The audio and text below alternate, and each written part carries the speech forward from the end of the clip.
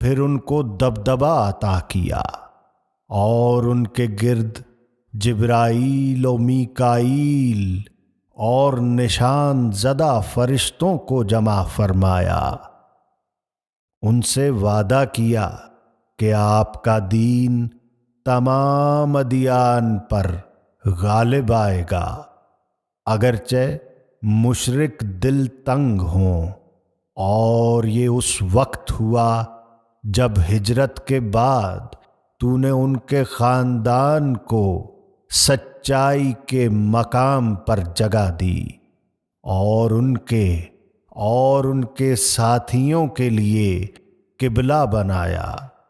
پہلا گھر جو مکہ میں بنایا گیا، جو جہانوں کے لیے برکت و ہدایت کا مرکز ہے، اس میں